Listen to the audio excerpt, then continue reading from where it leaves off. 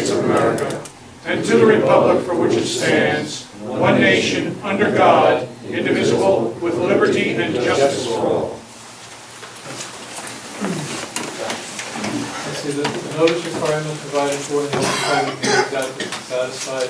Notice of this meeting was properly given and was published in the Asbury Park Press on August 28, 2013, and the Two River Times on August 30, 2013.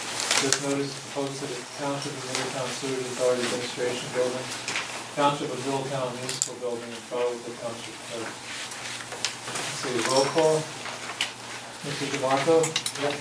Mr. Rogers? Yes. Mr. Smith is absent. Mr. Stokes? Here. Mr. Reedy? Here. Okay, and Mrs. Fowler? Here. Let's see, the first order is the minutes of the regular meeting. I'll move the minutes. Can I make an adjustment? Can we please include Jim's resignation and Andy's absence coming on board?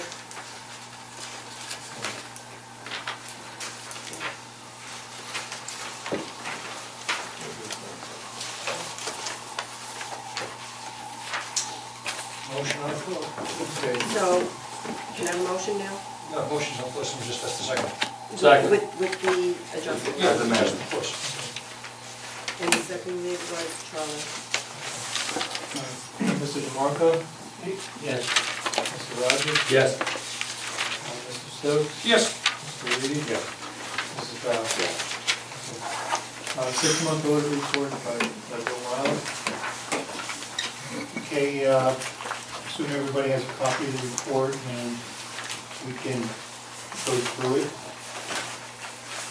Starting with page 1 is the Independence Accountants Compilation Report, which is a standard report. The language is right out of the literature. There's no exceptions. Page 3 is the first page of the financial statements, the balance sheet, the assets. You can see the authority has total unrestricted assets of $2.5 billion, of which almost $2 million is in receivables. The receivables are up a little bit over last year. Mainly a timing issue because there's a big chunk of cash that came in the early days, first week of July. Restricted assets, which comprise the general fund with some reserve deposits for $3.7 million.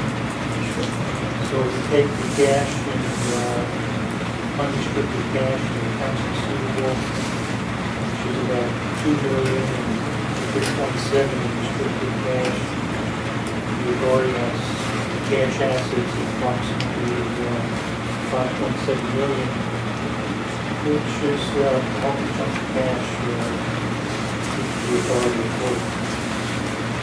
The authority has, on a net depreciated basis, $2.9 million in capital equipment, which includes the infrastructure, plant processing equipment, and deliveries. If you look at the liability side, page 4, payable from operations is roughly $290,000, which is pretty approximates the monthly payables on a month-to-month basis this year. Your food expenses of $272 is primarily some food payroll and the food vacation sick leave.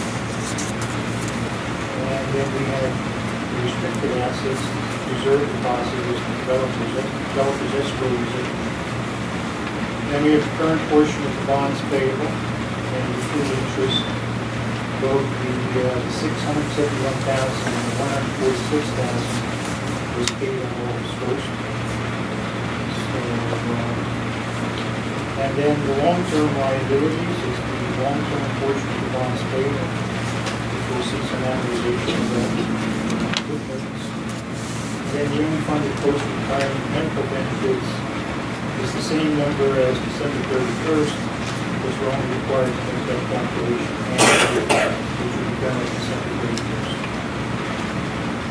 The net assets is 53 million, of which 3.6 million is restricted.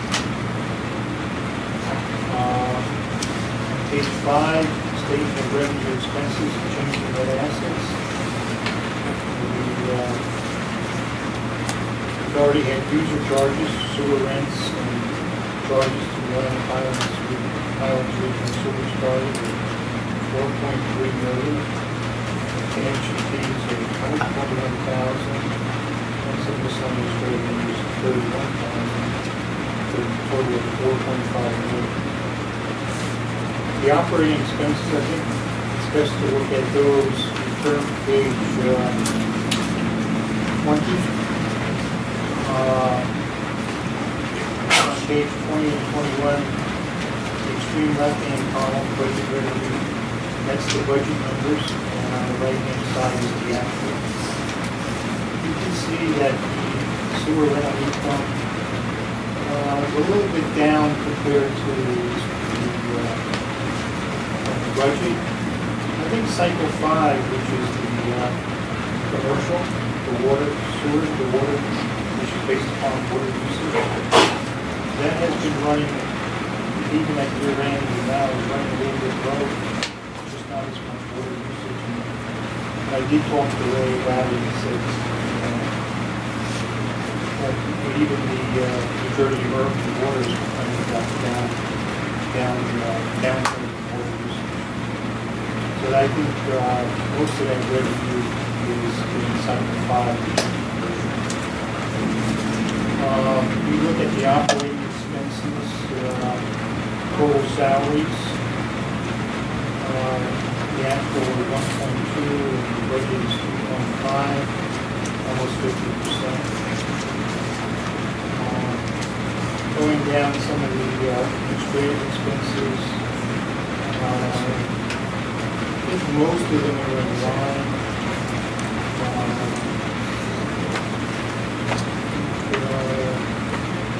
Double the actual, pretty much most of them come back to the budget. I think pretty much most of them are in line. Build the budget, that's not a 6-month budget or a 12-month? It's a 12-month budget. The authority only does them, they don't do it that much. We move to page 21. You can see there's some, the electric is significantly down. It's savings there in electric. Chemicals is way down. They're not using some of those more expensive chemicals. The items that are up by plant maintenance jump down a little just below Monmouth County outfall, 377, because we expensed approximately $250,000 in Sandy expenditures in the first 6 months. Primarily, we had a lot of expenditures in during the last quarter of 12, and obviously we were still expending money in the first quarter. Most of that happened in the first quarter, first 4 months of the year. And then we had the Middletown appropriation, which was not budgeted, for $372,000. So the total operating expense of $3,923,000 will tie back to the P&L on page. If you look at page 5, operating expenses, cost of providing services, administrative and general expenses, $3,923,000. And then, since we're on the accrual basis of accounting, we're required to put in some depreciation of $1,070,000. So that gave us an operating loss for the 6 months of $456,000. But don't forget, you have in there the appropriation for the township. You got expenditures of $250,000 for Sandy, and you got the full pension expense in there. You only get charged once a year, and theoretically, the budget's put together on a basis for a whole year. So usually, and as in the past, the deficit kind of disappears because a lot of those expenses even out over the year become timing differences. Interest income, we had 17,000. Interest expense on the bonds was 175. And there were a couple of trucks disposed of, fully depreciated. So the 26,000 is the proceeds from the insurance company. So the net loss for the period for 6 months is 582, 548. Last year we had a profit at this point in time because we had the settlement for Atlantic Highlands at 641. Do we want to use the word profit? Well, I think for Gain, overage, it's not technically a profit since we're not a profit institution. on page 6, the top to this schedule is pretty important.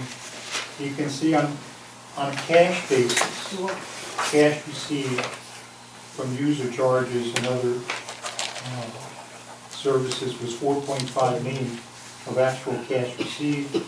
We got 17,000 in interest income, and we paid the suppliers and employees 4.4.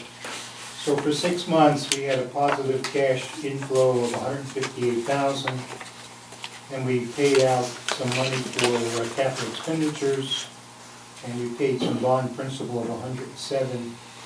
So for the 6 months, we ate into our opening cash balance by $268,000.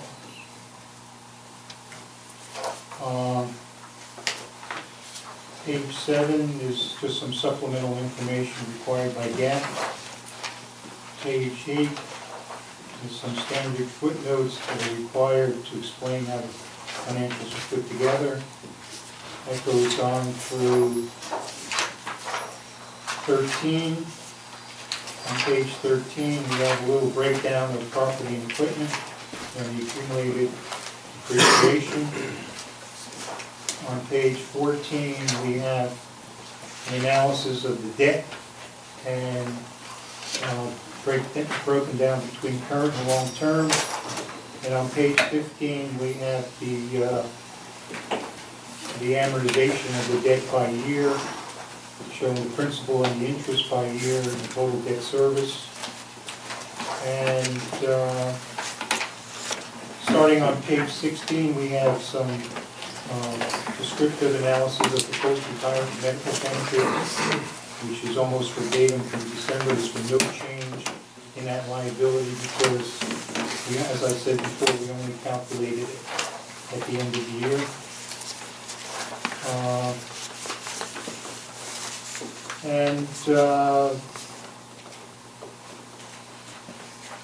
I think on the last page, page 19, we did put the estimated loss from Superstorm Sandy, and the subsequent event notes, we disclosed the amount of cash received in July and August from the insurance company as a result of Sandy, and how much we received from FEMA as a result of Sandy. We looked at 20 and 21 already, so unless anybody has any questions, I would do my report. yeah.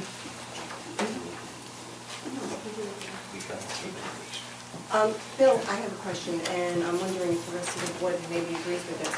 The money that we're getting back from food, rather than putting it into a general account, can we have a line item so that we can figure out exactly where the money's went and when we're spending it, how it's being allocated? Well, we could put if we go back to page 5, just like last year we had settlement with Atlantic Highlands, we put the amount in. We can put it in a line item, FEMA recovery. Can we do that? We can do that. Is the Or rest is it just of- FEMA or also insurance? We could do both. Both. We could do Yeah. both. Oh, So we can see what's Just coming a back in. fast question. In January, I can't remember, my mind is a sieve. Did we appoint Umira or Callan as the accountant. You appointed me. Yeah, Okay, your name's not on here. no, It's his firm. it's the I firm. would think, though, his firm wasn't appointed, he was. I would think he should have at least signed it. for- I did sign. It's Cowan Valinsky, that's the Yeah, city. but I signed it for the firm on the part principal there. They merged, I'm just, it's just, they merged, there's no more Mylar. I know, Mylar and company Bill, merged. so That's right. could we make it tonight then correct it that this is the firm that's appointed? I just want to make sure there's no questions or left over. Because there's nowhere here does it say Bill Meyer.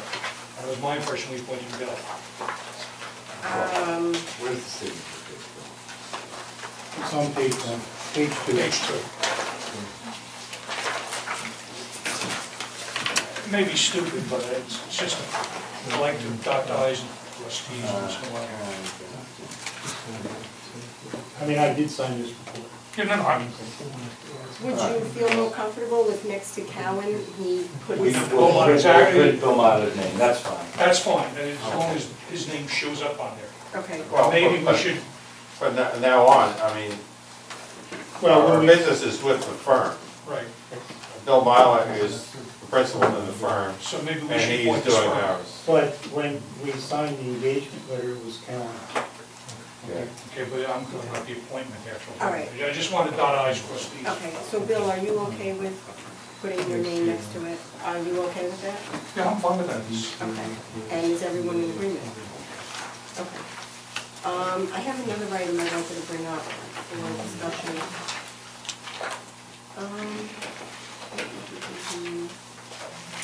Unfunded post-retirement medical benefits. Can we, I don't know how the board feels, can we start setting some money aside? And I'm thinking in the tune of maybe $50,000 a year for that. Do we have any idea how this is growing? I mean, I understand the number long-term out, but on a yearly basis, what we're liable for. It's growing at the rate of about 400,000 a year. Have we ever looked at getting, other than the state health benefits plan, doing something else? Well, it's not necessarily key to the state health plan. You could have your own private plan with Horizon and still have the same thing. Because you've elected to fund retirees' medical benefits. So this is an actuarial computation. Yeah, it's a third-party administrator system, just like the state health benefit system. It's Horizon's only a TPA.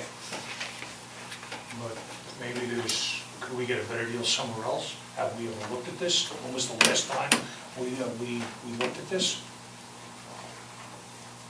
Anybody? I'm looking for the best price we can get, for the best coverage we can get. You know, we gotta balance everything.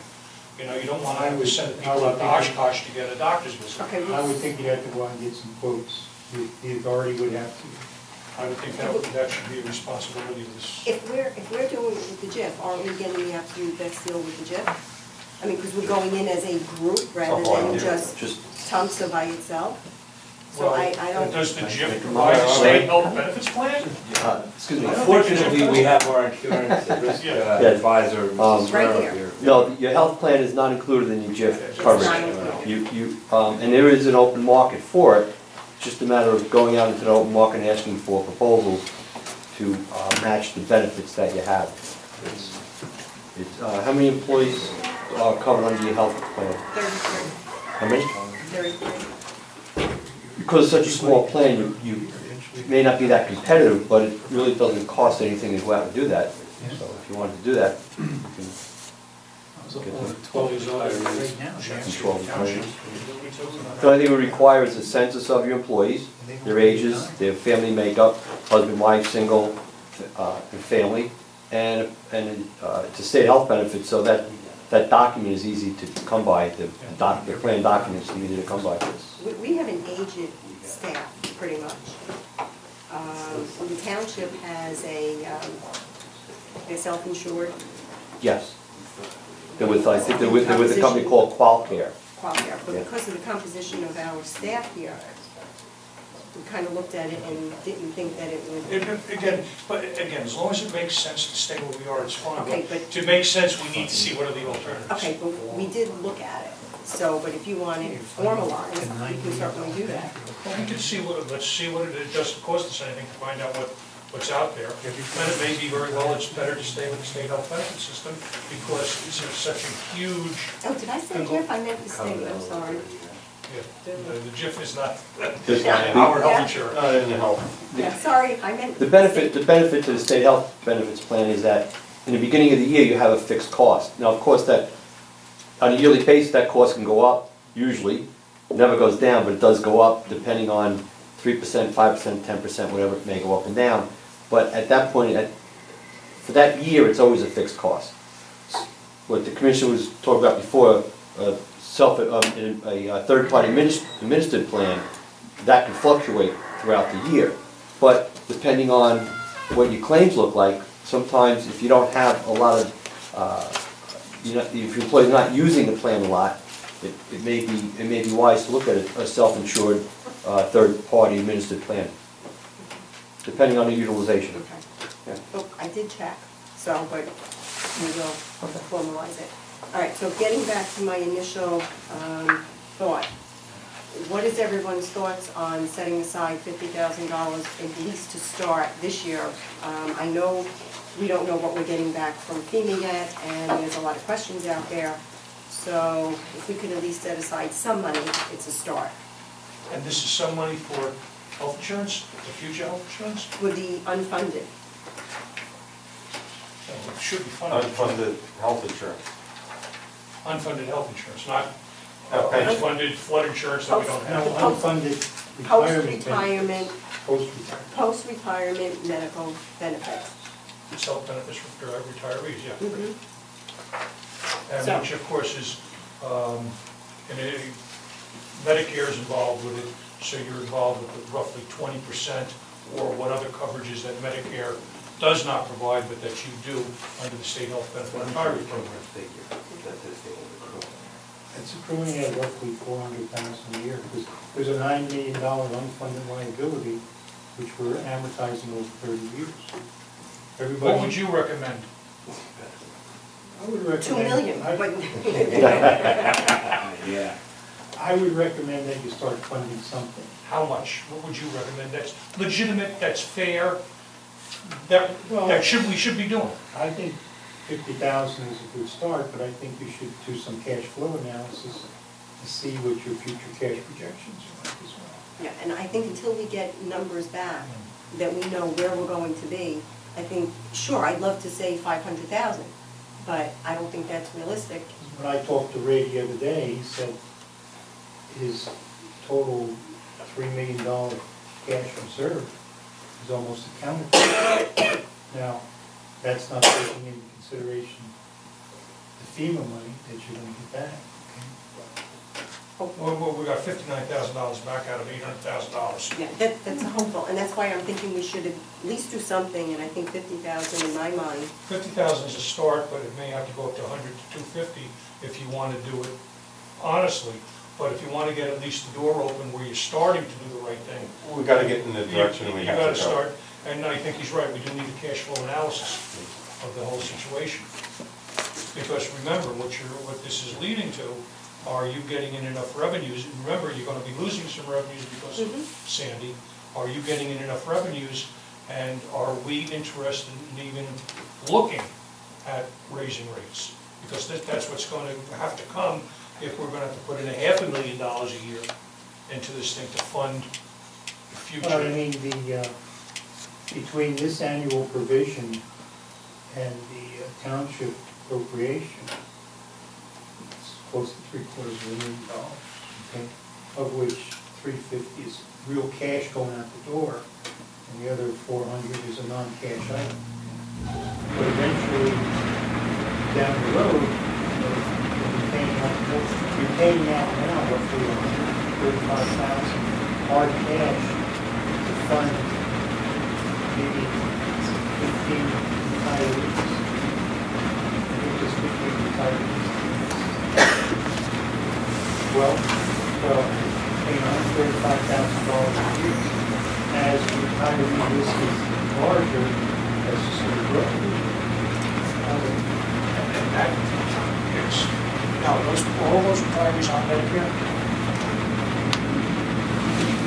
That seems awful high for people on Medicare, when you only cover roughly 20% that Medicare doesn't cover. And like the state health benefit system, covers 90% of rural medical equipment. Medicare covers 80%, so you only get 10%. So I mean, there's certain things here we don't think we need to look at. Why is that $10,000? Well, I think if you're thinking like this supplemental policy, some kind of supplemental policy.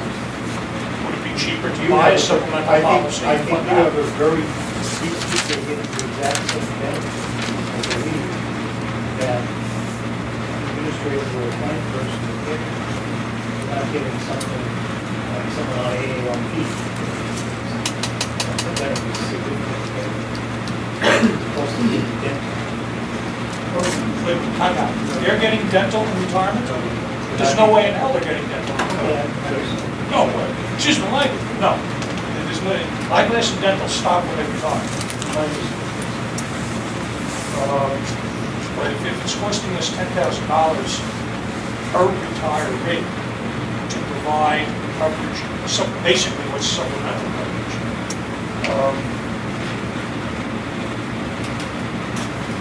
Something doesn't sound, now I assume that covers drug coverage as well. I believe so. We need to look at this cost, because something, Madam Chair, you want to have a vote on whether or not? Yes, please. I'll make a motion. You have a second? I'll make a second for $50,000. Okay. And the roll call? Mr. Zepsin? Yeah. Mr. Rogers? Yes. Mr. Stokes? Yes. Mr. Reed? Mr. Bennett? Yes. Now, this is going to appear as a line item someplace. Where we see this, where we're going to see this. Well, we're gonna set So up, we budgeted line item. we're gonna set up a separate cash account, and that'll be in cash. And that'll be done monthly, so it ends up getting here for $2,000. We do a one shot. Are we going to do it from the first of the year, or are we going to do Is it there, starting now? is there any way to do it quarterly versus doing it in I one would shot? say 50,000 is your annual contribution. Do it something first, put it out over the year. Administratively, I'm thinking one shot is, I would think if you do 50,000 for all, so if we do 50,000 now,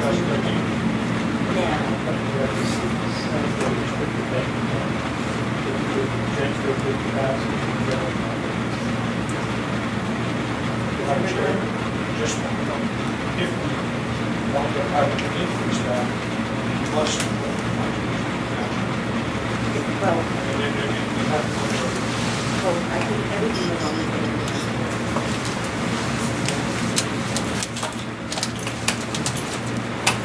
Does anyone else have anything they want to cover over on the budget? As a result of the 6-month budget, basically, it's a recommendation to amend the operating budget by the law. This is a new page two. Here's page 2. I'm sorry, could I please ask the board to speak up? With the blower over here, it's very hard to hear what you're saying. That's right.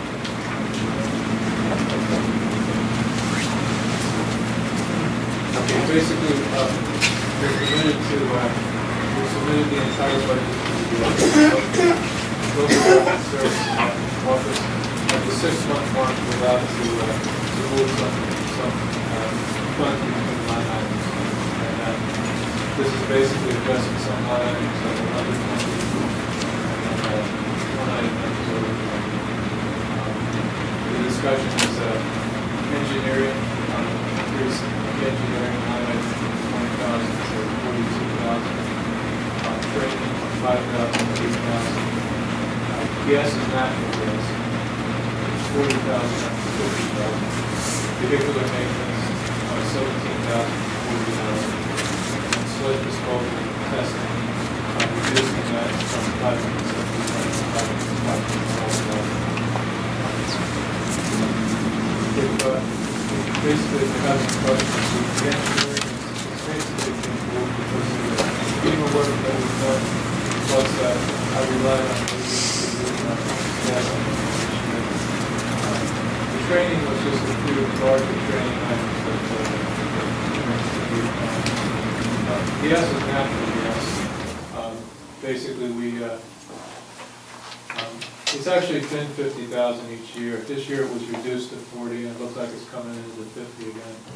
The vehicular maintenance is basically the reason is we have a new mechanic who's wonderful, and he's fixing things that haven't worked in 10 years.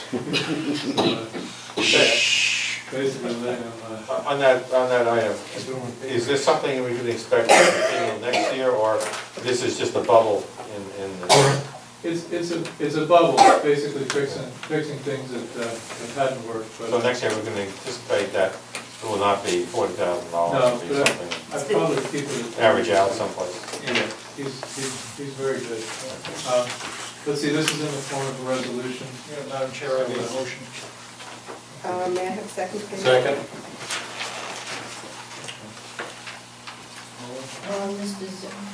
Mr. Zapsik? Yes. Mr. Rogers? Yes. Mr. Stokes? Yes. Mr. Reed? Yes. Mrs. Bell? Yes. Okay, consideration of the consent agenda. Does anyone desire to discuss an individual item? Yeah, one item rating on the one with, Yeah, that was put into the wrong spot, but that, it's basically, it was shelved for the new van. I'm not sure if it's the electrical van or the painter's van. And So that's- it's in the wrong place. It should have gone into vehicle maintenance, actually. okay, Yeah. so the 3470, that's gonna be amended? But we can, basically, we can just change it inside the program where it's going. Okay. Yeah. Okay, I'd like to hold the 104 and the 491 item. That's okay. That was a 17,000? Heard about that, just they should all.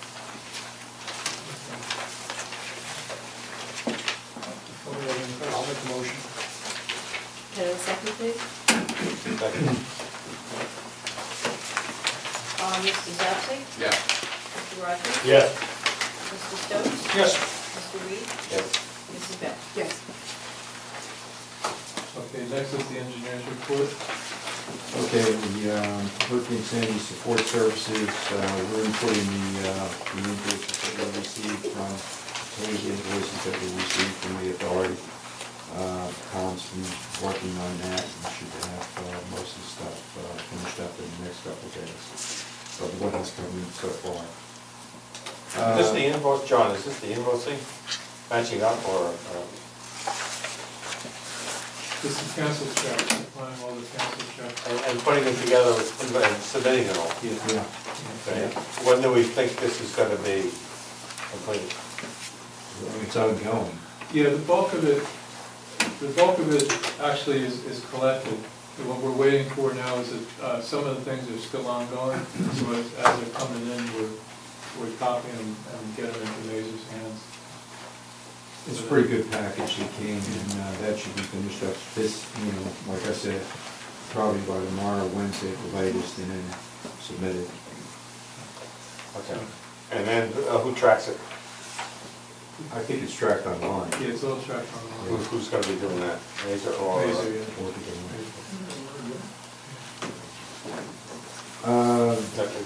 Another question on that. Wasn't this the area that we were gonna do initially inside?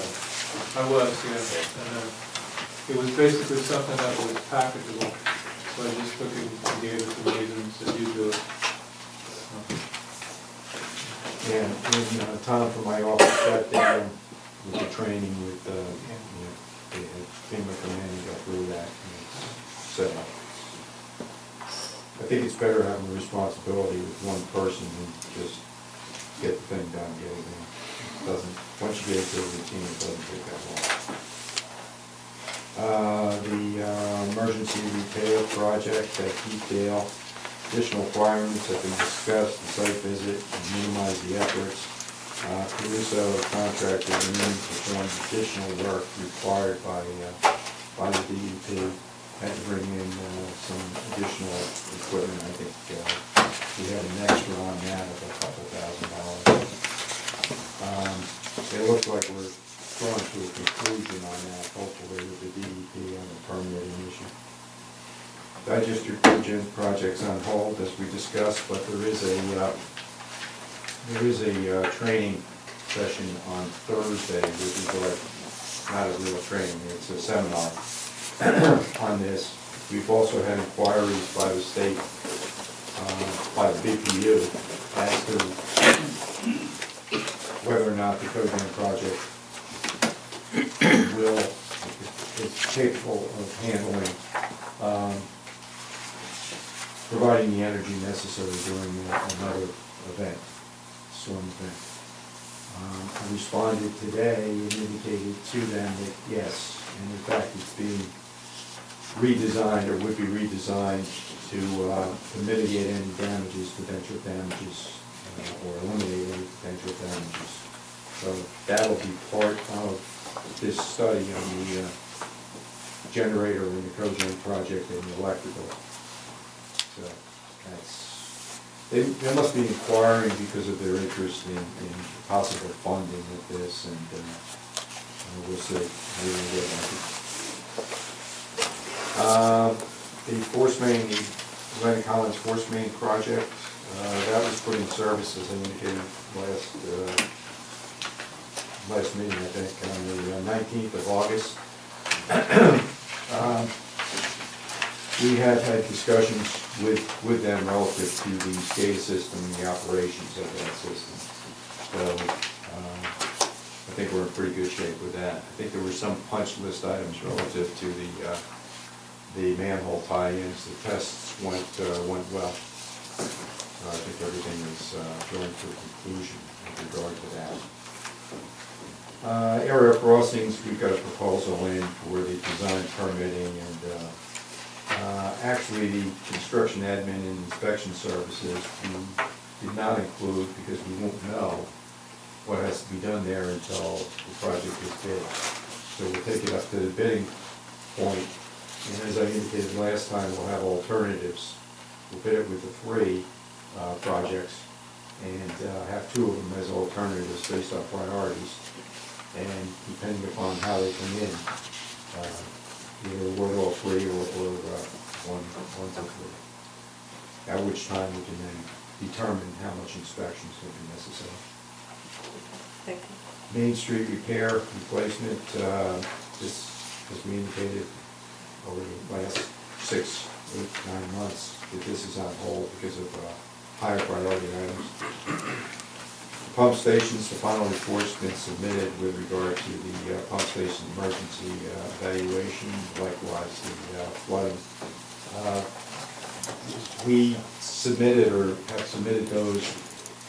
We're trying to arrange for the meetings with New Jersey Natural Gas to discuss specifics and specific requirements and costs for the higher priority items.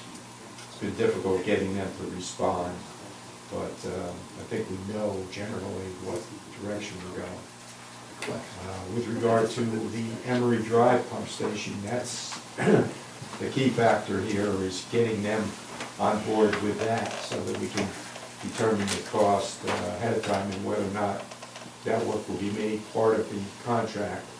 My suggestion would be that we probably put that in as an alternative, get a price for it, and then determine whether or not it'd be more cost effective to do it in-house or to have it done. There are also a number of proposals that we submitted in response to the mitigation issues and things like that. Just one more thing regarding the Emery Drive pump station. The authority got the conceptual design and had a meeting, it was last Thursday, And things are going pretty well with that. We're proceeding with the final design on that. Should wrap that up within several weeks. We're ready to put that out to bid shortly. So I think we're pretty much on board with the authority and how it looks proposed there. If anybody has any other questions? Is it necessary to keep listing things we have on hold? I think it's good, just We don't want to lose bring it up. Good way to keep track. So eventually, we're gonna have to do it. You might just want to put an addendum on the bottom, on hold, and specific projects. Yeah. I don't think you need to have a list of the ones that are gonna go. Okay. I kind of like reading them every month. I want to see it. Yeah, it keeps me updated. It's there, isn't isn't Well, it just keeps them in the No forefront. matter where it is, it's there. It keeps it in the forefront of your mind. Absolutely. Okay, the next item is a presentation by Peter Soriero, the Township's Insurance Risk Manager, regarding flood insurance options. Over the last couple of months, myself, Ray, Mesa Engineering, we've been talking about, obviously, our situation, flood insurance, and how to best protect the authority against another storm or another flood. I'll be right up front, flood insurance is not my expertise. All the other property casualty, it is, but flood is a very, very specific, unique type of insurance. So what I did a couple of months ago, I brought in a consultant that specializes in flood insurance, and he went over all the properties, we took a tour of all the properties. From that, we were able to put together a little profile on what buildings can be covered by flood insurance, which can't be, because as we might have discussed before, depending on the value of the building, if the value of the property, 50% or more of the property is below ground, you cannot get flood insurance on it. And even the properties that do have the value above ground, anything below ground would be covered. So we had to go through those buildings and get the values, we get the updated values of the buildings. In that period of time we're working on this, as you probably read in the paper, hear on the news or see on the internet, the flood insurance process in this country is just going haywire, especially around here as a result of Sandy. Over the last 2 months, as we get more information to the insurance company, they come back with different, what they call proposals. They're not even premiums anymore, because they won't commit to a premium unless all the underwriting data is completed. Then they will consider it. And just talking to our consultant today and another agent I know that specializes in flood insurance, it's taking months for FEMA to even give you a proposal, a specific proposal on premium. So it's been quite an arduous process. Where we're at now is Ray was we needed some elevation certificates on your 2 new projects, correct?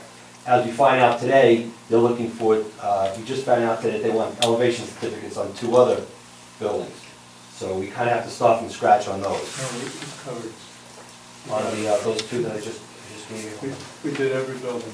Oh, you have them? Yeah. Oh, okay, Well, okay. we're in the process. Okay, fine, okay. So you decided to do them all? Then? Yeah. Okay, good. Because just today they came back and said they wanted on the chlorine building Yeah, we got 'em all. and the whole barn building. Okay, great. So the position right now is that I can't give you a clear estimate on what the flood insurance would cost the authority. 2 months ago, when we first took some of the raw underwriting data, for instance, this building came back at, I think it was around $5,600 to insure this building. The new quote that came out a week ago was $19,000. So it's just, and it fluctuates, it goes up, it's just, they're all over the place. So now that Ray has been working on these elevation certificates, once we get those in, we get the applications in, then we'll get a real idea of what it's going to cost.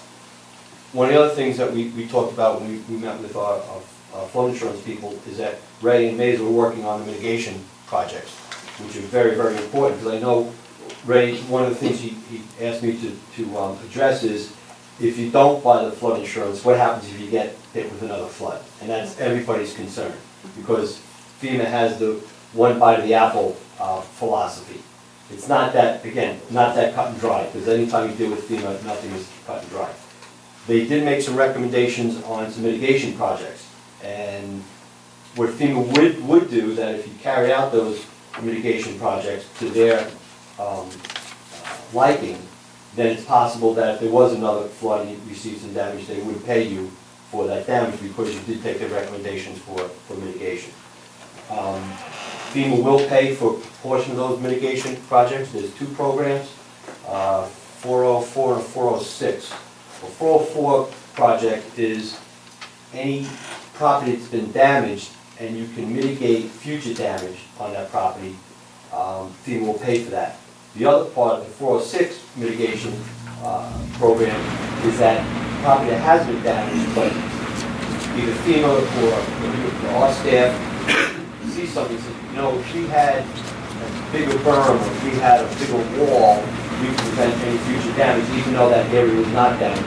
FEMA would take that into consideration, pay for that also. That's What percent, 80%, 90%? I think it's 75%. There are two different programs. The 404, which is mitigating damage already done, is a federal FEMA program. The 406, providing mitigation project for future damage, is a state program. It's all funded by FEMA, but it's just two different agencies that have to deal with it. So, again, unfortunately, I can't give you a set number on what it would cost, but based on the fact that they've got the elevation certificates in the works, and if you continue to work on these mitigation projects, you'll at least have an idea what the mitigation projects will be.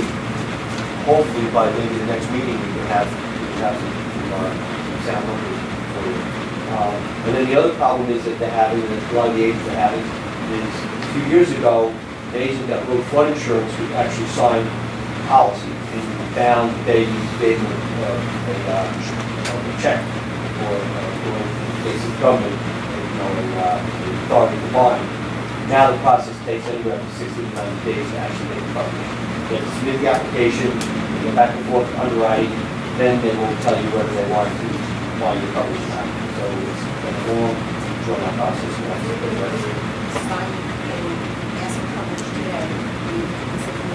That's correct. That's what I was told that. There was easy, wasn't it? I know. That's what I'm thinking. Well, Come on, you think they want to pay out? I actually went on the internet today and checked all the weather sites. I didn't see any hurricanes down like the South Atlantic, the Southeast Atlantic, and hopefully we'll be able to get through this hurricane season without any problem. Well, tornadoes are good. We're covered for tornadoes. We're covered for wind damage. Earthquake is good. We're covered for those. So the answer is it's going to be different. So we're protecting for something which probably won't happen. Tornadoes Well, you know- will happen because we had them on Newmont Road, Youngstown. Commissioner, I'm a risk manager. I mean, I'm licensed to sell insurance in the state, but I don't sell a lot of insurance. I'm a risk manager. And that's the things that we look at as a risk manager, as you're just saying, is that, we got hit with this big storm. We haven't gotten hit with a storm like that for years. What's the chance that it will happen again? Now, nobody has a crystal ball, so we don't know. But as a risk manager, we look at it and we look at some of the factors that went into this particular storm. Will that happen again? And then it depends on the risk tolerance of the insured. If they rather pay out the money and have the sleep, what we call sleep coverage, and then you go to bed at night, you know they have the coverage, or if you want to look at all the factors and decide whether you really need to cover that, and then what level. Flood insurance is a little easier for level of coverage, because you only get $500,000 under the federal program. So if some of your buildings here are worth, the new ones are millions of dollars, you've got some 500, 600, 700,000. So knowing how much coverage there is kind of easy. The question is whether you really want to have coverage now. And once you get those premiums down pat, then you can make a intelligent decision on how you want to proceed. Is it possible, can we self-insure, will people recognize that? Again, FEMA won't recognize self-insurance, but if you took some of that money and used it for the balance of the mitigation projects.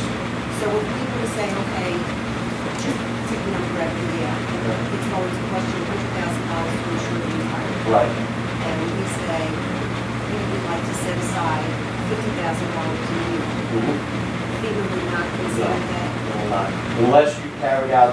successful mitigation projects. Then it would Simple reserve of money does not. It's not qualified, so he would pay to take money to do mitigation, and then it would be covered. Again, it's FEMA, I hope you, what, I don't know what they're gonna say. It all depends if the government goes back or not. I think the strongest thing to take from that is the one bite at the apple idea. We've already been paid once, FEMA's not sure it's likely to step up. What is the cost of the wall, the dike behind the wall, several pumps set up to get rid of any more that comes over the wall? How about 13 to 15 million? 15 million. They can't control that anymore. again, FEMA, I'm sure FEMA would pay that kind of money for. Oh, they know they want it. That's the only way They're to willing to pay, stop it. they're willing to pay for, stronger doors and, some pumps and things of that nature. I don't think there's anything big on, it. Wasn't any big projects on it. They did for already. Yeah. There's two lists out there. There's the FEMA list and the Department of Education list in the state. No,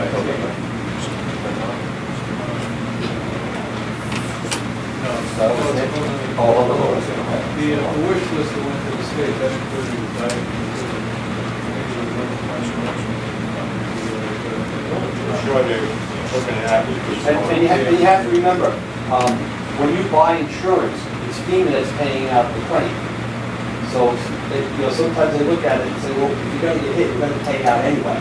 So if you can get the mitigation project done so it doesn't happen, they may be more comfortable with that than saying, you're gonna pay $100,000 a year and have $500,000 or $600,000 worth of damage every year.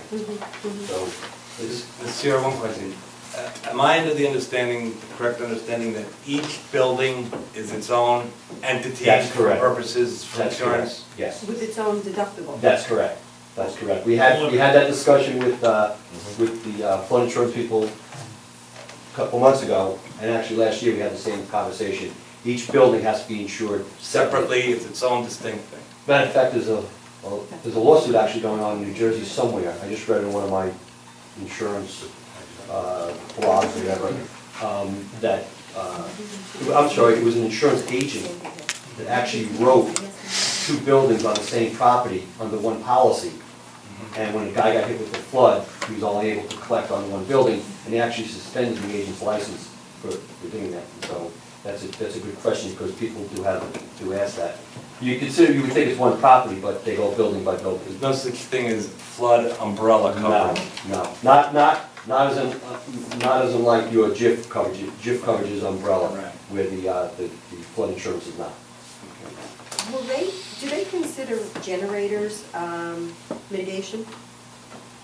No, they don't. So they won't Oh, give us? The only time that they would consider generator if it's maybe operating a mitigation thing, like maybe a wall that pops up if the rain comes and you have to have a generator lift this wall, maybe So a not a bridge that goes generator- down.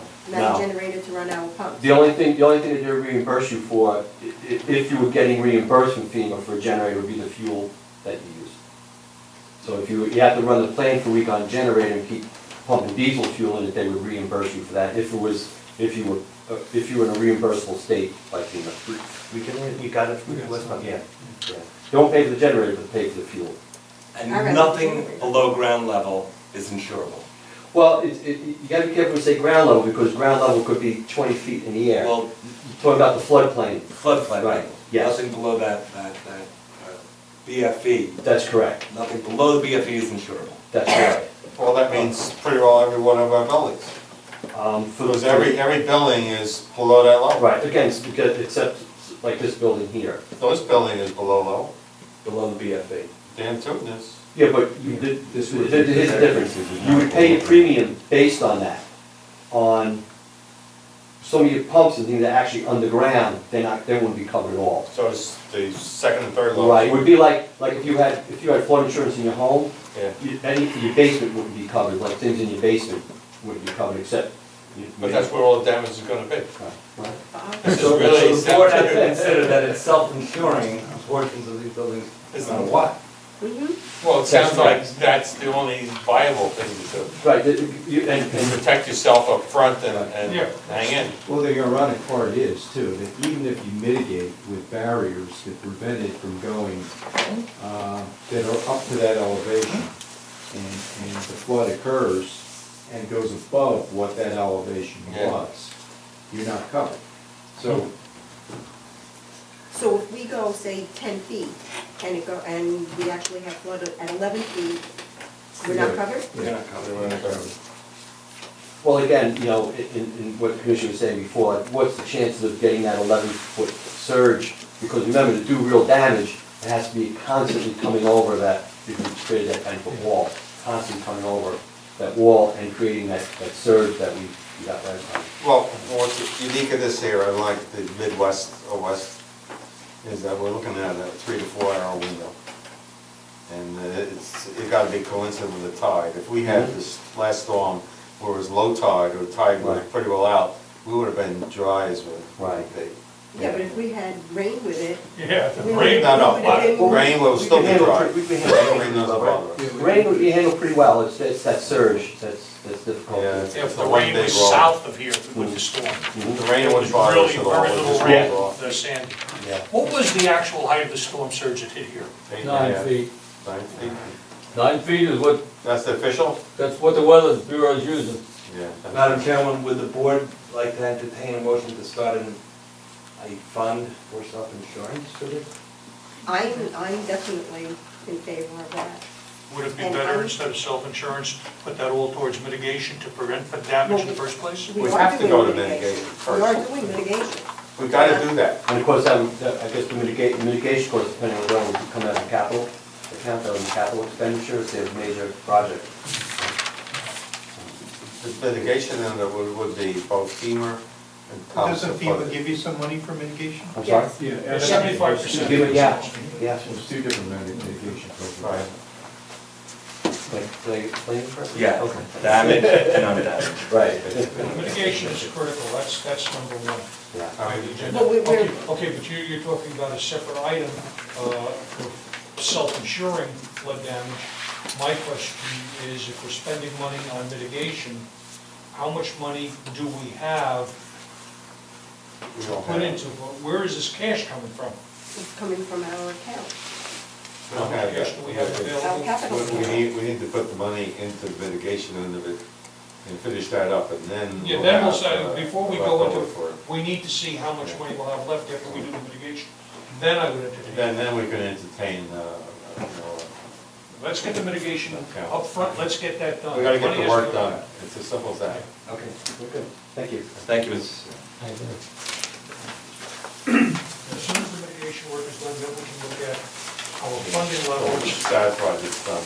Then the self-insurance, No, excuse me, do you still want me to, we still want us to proceed and get the flood quotes, correct? Sure. Okay, Yep. very good. At least then we're working with the number. You'll have a number, yeah. At least we know What we're what looking shock at. we'll have. Well, I think the sticker shock is going to be Yeah, so we don't need high. shock and awe here. I mean, that's why I'm saying, we're talking about that, let's get where it really is. Yeah, well, the We have to sticker do. shock is gonna, We have to move, and we gotta do what we gotta do. Okay, next item is the director's report. Safety, there were no lost time accidents during the month of August. Rich Ressner returned to work, actually on September the 13th. He basically, we had 26 lost time accidents there with Rich. Let's see, regulatory, everything was within permit levels. Financial, the revenue seems to be tracking at about 3% below budget. And the expenses are basically cumulative 9% below budget, which is good. Let's see, treatment plant, the average for the month was 4.56, which is very low, but that's where we've been tracking. On the permit, we've actually had a breakthrough with our permit. The coastal discharges group has been meeting with the DEP and basically with the number of items to discuss. And the DEP and the group sat down and they worked it through. And each of the coastal discharges, we have to put together another report, but basically has to be done by the end of March. And then in return for that, we're gonna get the mixing zone, which is the thing we've been asking for. The mixing zone is effectively gonna be triple. Instead of a 100-meter mixing zone, it's gonna be, I think it's 267 meters. Now, this mixing zone is the zone at the end of the McCullough pipeline. Right, exactly, yeah, at the end of the pipeline. And then the second thing is that the ammonia testing, which we've been doing every day for the last 6 years now, at $8.50 a shot, is gonna be dropped down to once a quarter. So those are two big things. So we have to, we'll do our work and get, we're gonna submit everything as a group too, so that'll help. Okay, we had our exit interview with FEMA on August 30th. Our total submitted claim was basically just over $1 million. We received $59,000 back from FEMA and $210,000 from the JIF for vehicles. I'm waiting for 2 checks to come in from the insurance and hopefully a lot of checks from FEMA. Yeah, JIF is only gonna cover the vehicles. JIF is only the vehicles, right? And the FEMA reimbursements, FEMA's everything else. Yeah. okay, and that connects directly with the matching up the invoices and the Invoices, check. canceled checks, and So the faster we get that in, the better, higher potential of getting reimbursements. yeah, I can't give you the actual percentage, but there's probably like 60% of the canceled checks have been collected and given to me. The rest of the checks are coming in, in pieces, and we're collecting them, packaging them, and we get them. Why, we pay the checks, right? We pay them, yeah. So don't we have copies of when they're paid, or we have to No. get canceled checks We had to get canceled checks. for the banks? From the, we actually, we figured out how to do it, and it started off going to be a complete disaster, and we figured out how to get it, and it worked out pretty good. And you match those up with invoices, and that's what, Invoices and then it all gets entered, and it all gets copied and sent to them. Right, there's a specific program which we're all trained on how to do it, and everything gets uploaded in addition to,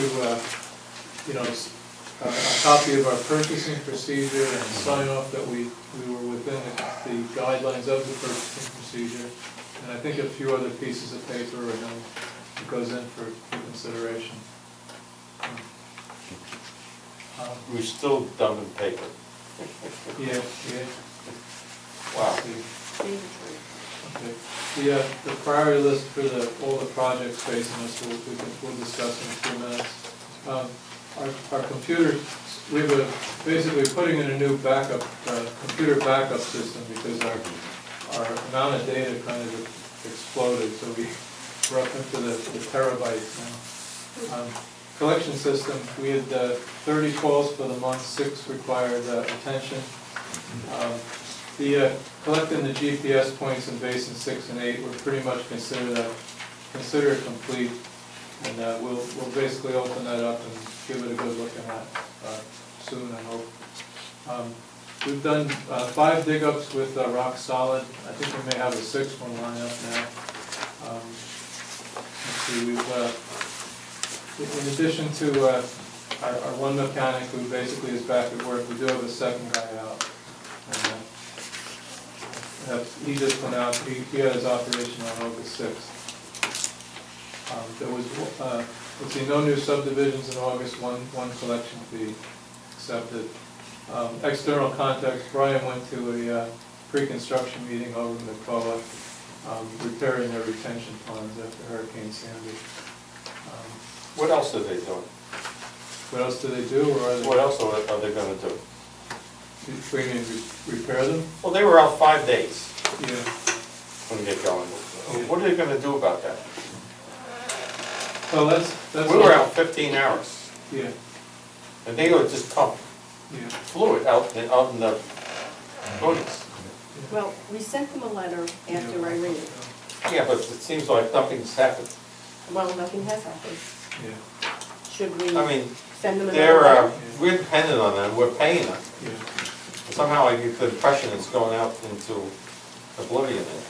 Well, it's just an item, truthfully, among many others that we have to zero in on.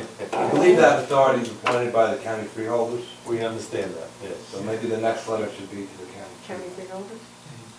I mean, it just, we're, another storm and they're gonna be out another, like you don't. And just remember though, we're paying 40% of that bill, whatever they do. We're paying a lot of money tonight. The other Yeah, but issue, they go down and did impacts us. they ever, do we know whether? Madam they Chair, I'd ever like to make a motion. Well, wait, let me Wait a just finish, go ahead. Inspected the outfall after the No install? idea what. Yeah, it was. I had the minutes from the meeting. Good. About a third of the fuses got converted to. But there was an issue way back about backup. Yeah, yeah. What have they done? I don't think they've done. I mean, they go down all the time, Yeah. in any adverse event. Well, they came back to us with the fee that it would cost to do a generator. And we go to them with the fees we have to pay. You know, we pay them. Do they want us to stop paying them? I don't think so, that's a good idea. Madam Mr. Chair, I Stone? would like to make a motion. We've waited long enough. I've been listening to this year after year. Could the attorney write a letter to the freeholder director with a carbon copy to every freeholder outlining our fears, our concerns, Our and why we concerns. have not yet gotten any action from the outfall authority? Our level of confidence is not where it should be. You can certainly direct Mr. Leahy to write a letter. And I think that they should get a copy too. I think that's very important because this is too critical. We can't dilly-dally with this because our plant operation, to get rid of our excess, our outflow has to go through them. And if they shut down, what are we doing? Bailing water? Dumping. We're done. Yeah, and that's not good. Our operation is 10 to 20% more, 20 times more complex than anything they do. Yeah. And yet they're down a week and we're down, say, 15 hours. There's something wrong here. Yeah, probably, we should be running that darn thing. Be a Yeah, lot well, easier. we'll take something over that again. There's something wrong, I mean, it's ridiculous. Anyway, okay. Can we continue? Emil and I are finished. Oh, Thank you. Enough, you heard it for the night. You took your allotted time, you're done. I don't need a resolution or anything, I'll send you a letter. Yes, ma'am. Okay, the next item is the capital project schedule. There's three proposals attached to this. This was, the actual capital project schedule is about 7 pages. This is one of the projects. This is the one-page abbreviated version. The thing that's most notable, okay, is that if you look at the top 3 items, okay, Emery Drive Pump Station, the aerial crossings, and generator. We're only at the study and design stage. If we were to continue with all 3 of those projects, it's $2 million. We know we only have $2.5 million in bidding, so it's very serious. Anyway, the first project, the Emery Drive Pump Station, the proposal's been signed, it's in design. The estimate on that, the engineering estimate is $36,000 on the project cost of $3.5 million. The aerial crossings, the proposal isn't signed, but the project could be up to $400,000. That's what, 300 crossings? 3 crossings. Well, we don't have to do it all at once. No, I think John said that he was going to bid them as alternates. We'll prioritize the alternates. The most critical one would be Main Street. And the alternate one would be one, two. So, I think that will be ready, so if you chose not to award, for whatever reason, it does not report back. But the engineering will be done, so we're ready to go, and we decide whether we want a year or something like that. We don't have to do any re-engineering. How critical is the one that you're looking at? Well, I think we have to look at the priority on it. biggest one is the 30-inch, is the market. I don't personally think it's critical, but what's the aerials, the ones that are up 20, 25 feet in the air, are more likely than water condition. I think we'll sit down with regard to this and decide which is top of the list.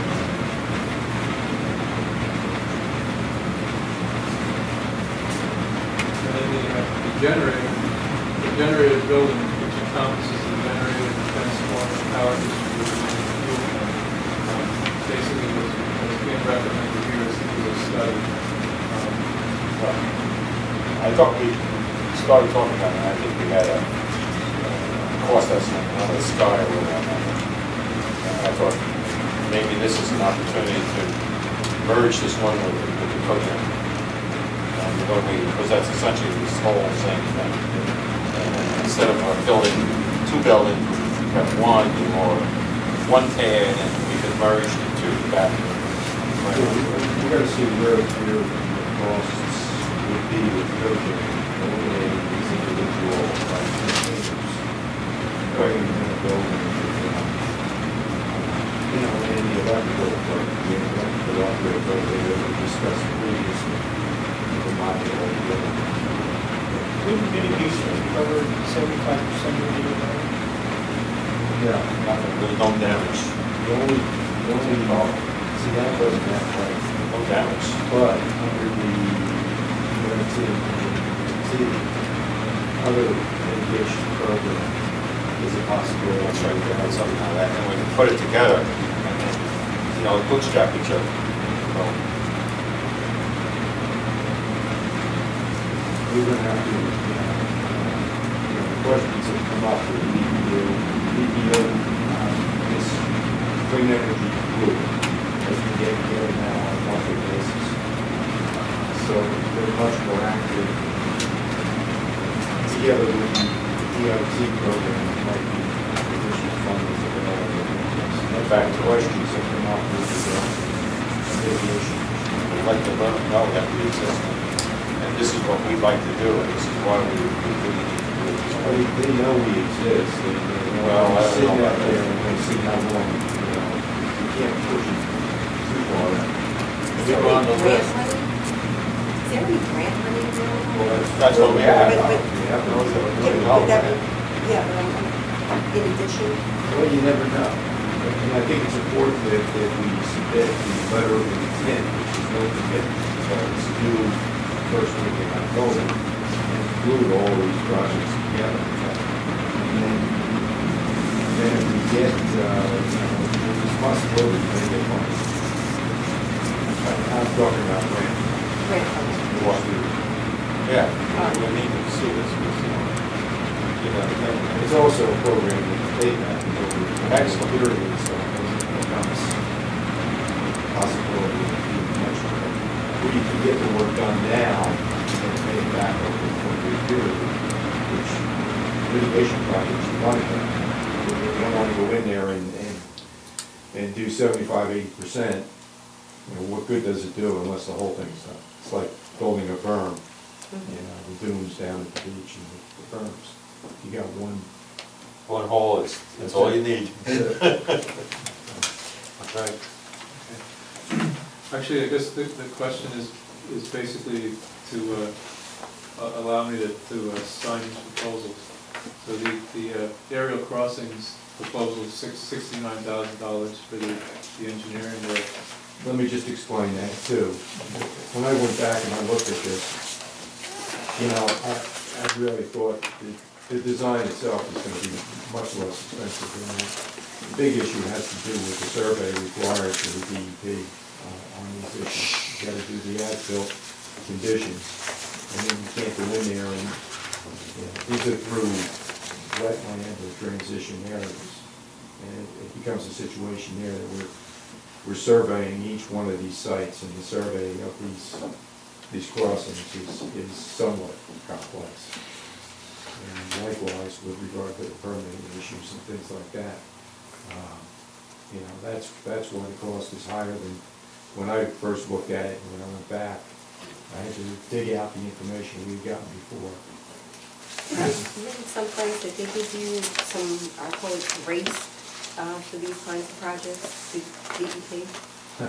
Right?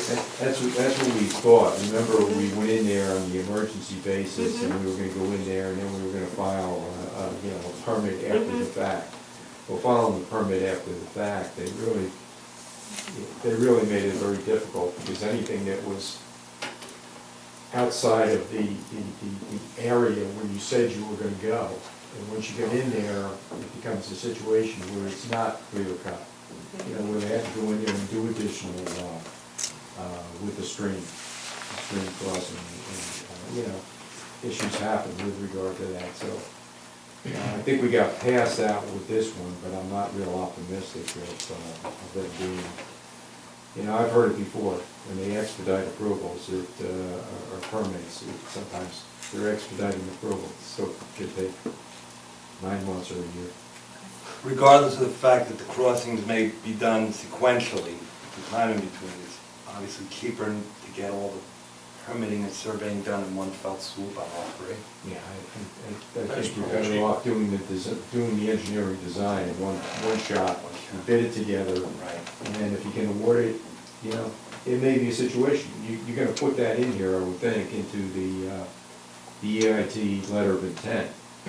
And basically, if you get decent, bids, if you can do it all at once, you're better off, We want to avoid a disaster, that's what this is all about, These 3 of the 7 were chosen because of their poor condition, I don't know if everybody's seen pictures, but you've got one crossing there that's got a couple of columns, and they've got half of Barrel. 55-gallon drums Right. filled with That's what you were concrete right. that are supporting the pipe. I think you ought to authorize Ray to sign. We need, right, Yeah, I think but you need that's- pictures to reinforce that. Do we need a motion? No, No, just authorize him to sign. Authorize, I think the intent of the board is to authorize, that thing's gotta get moving. Yeah, Ray, can we go back one moment though, to the previous proposal, I guess the generator proposal. There's one issue that came up was the transformer. And I know Ray initially went to Jersey Central Power and Light and asked them to raise their transformer, and they came back and said, well, we don't have any transformers. I said, well, what's that? And it has a Jersey Central Power and Light inventory number. Well, we don't have any, we don't know anything about it. I mean, we need to resolve that one. Yeah, that will be part of this. Okay, Yeah. because, there's no question it's theirs. Yeah, They don't wanna know we'll try about to it. get a meeting with them, and we'll bring back what their argument is, what they're saying. and Take a what picture of options the are. inventory Are you number. having a problem getting a meeting? No, don't worry about We it, haven't they'll tried take that care yet. of it. Not with them, we got problems with New Jersey Natural. Natural gas is doing fine. the generator study is 13,500 to sign that one too. Yeah, we're gonna get going. Sign, get it done? Okay, the next part, we get into the Hurricane Sandy projects. The one that we're actively pursuing right now is the sealing of the electrical and telephone manholes. That one's proceeding. Basically, the material that we're using plus the hours that we're keeping track of everyone's hours, because that's all reimbursable. The other items are still in discussion stage, the adding sump pumps to buildings. Flood barriers for doors and garage doors. We had one company in that, I guess you can kind of consider them a Cadillac. They gave us a price of $300,000 for door barriers. Basically 3 foot for all the doors in the plant. We have a second place actually coming in tomorrow to give us another estimate. I'm sorry, when you said 3 foot, only half the door will be, Yeah. is that enough? Yeah. Or you want the whole door? Long the penal load. It won't do any good with the windows being this high. We got a number for the windows, but the windows themselves, it's over 100,000, so it doesn't make sense. But as I said, we have a second place coming in. The next one, let's see, sealing the doors, that's being done gradually, but that is being done. Convert Hilton Park pump station to natural gas. It's kind of, we really just, we need to let you know that we're proceeding with these projects. Excuse me, that'll take place when we get these people in here, natural gas. The intent is to meet with them on Emery Drive and the Hilton pump station, bring them together, the ones that we really prioritize and are saying, okay, we need this done here. Once we get them in, you know, to look at the one site, we'll take them from one to the other and do it all at one time. So you're gonna kind of corral them? Hopefully, yeah. Right, the sealing the doors and the sealing of the conduits. What's the projected schedule of that being finished? Because that's The George. conduits will be done in 2 weeks. We're like over 60%. How about the doors? I thought we did that. Oh, we did all what we could do. Right, I understand that, not the inserts. You know, we're not- Yeah, the inserts, yeah, That's a after that different, first proposal. project. Got another one I hope is gonna be significantly less expensive. That's right. But all, And more than so average. all the doors have been Yeah, treated, and all the conduits will be all the done. conduits will be sealed. How about the other part of it, which is not that critical, but needs to be done, is the piping that violates the walls? What are we gonna do with that? Yes, we were looking into that also. Okay, but that still has to be done. Yeah, by and large, every conduit that comes into the building has what they call a link seal, Yeah, which is a seal. Make no mistake, some of them don't, some of the older ones. on the outside. Yeah. So potentially Whereas some of the other groundwater. ones, yeah, go around the outside. And go right around the outside. I of the understand that, conduit. I understand that. So we gotta, They have to be sealed that's not also. the critical one, but it needs to be done. Yeah. Okay, we're aware of that. Okay. And the drains, like the drains in the control You building. don't like drains going up? You know, we have to do something in case there's an event, you know. It could be just as simple as plugging them. You know, True, check valves or something. Right. With And regard, there's- with regard to the sump pumps, although, you know, I didn't get Ray a proposal on that, I did, what my intent here was, and I've already started it, is gathering the information on the pumps, okay? And conceptually putting together like we've done with Emery Drive, and then meeting with George and Ray. And basically, the intent here is that, we talked about it last time, I think. Rather than put a permanent pump in there, I'm proposing that we go in there and skid mounted pumps On the outside. on the outside, prepare a platform, whether it be concrete, whether it be whatever, and have permanent piping for At the quick FEMA connects. level. Yeah, yeah. Okay, and how are you gonna test the pumps? The pumps will be portable pumps that will be used for your pump stations, or could be used for your pump stations. Okay, So but the they'll be- buildings and the plant, Yeah, it was our intent to have portable pumps, and then if an event occurs, we need a pump a two per building. you're gonna put in one per building probably. But they gotta be set and ready to go. Yeah.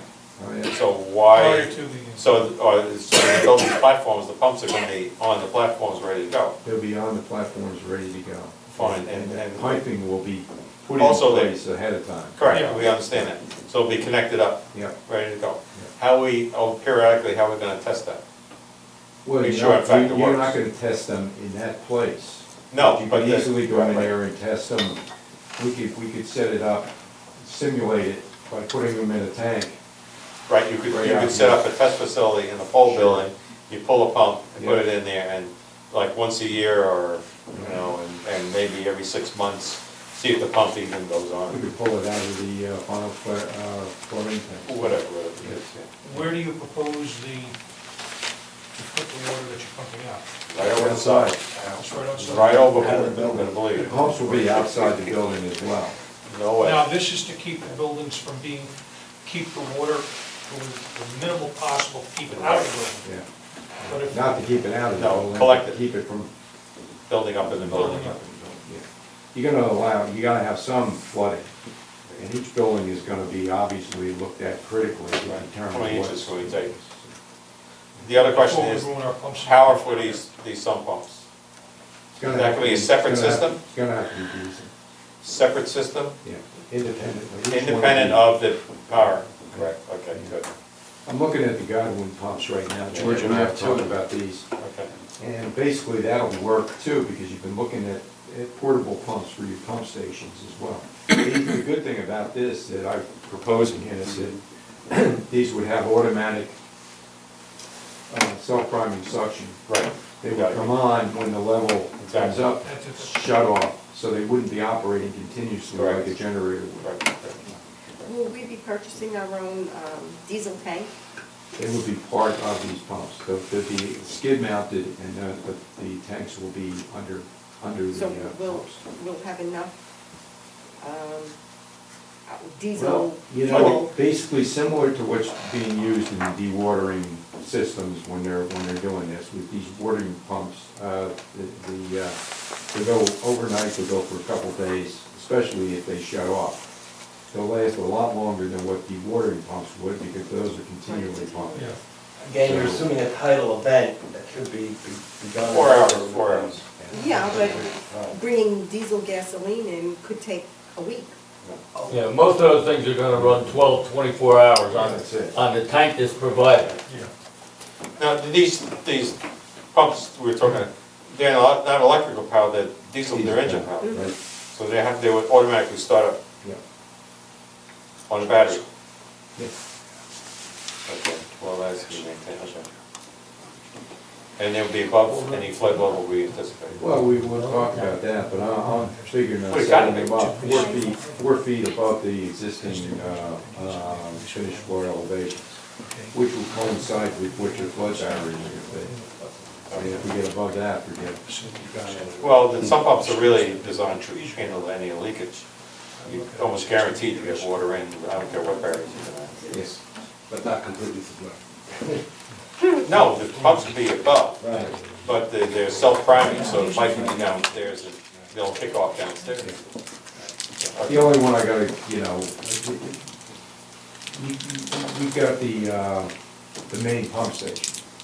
The main pump station, what we wanna do is we wanna protect the motors on the Right. second elevation. As far as the first elevation is concerned, it's gonna be too deep for this net positive suction head. If you So put we're gonna a, have to let that get, and we'll design the piping so that we basically are protecting the equipment that we gotta protect. With the flood control building and the RAS buildings and stuff like that, that shouldn't be a problem, because those aren't. right.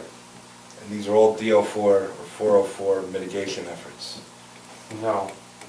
I thought the issue was that FEMA was gonna pay for the pumps, some pumps in the digester building, the control building.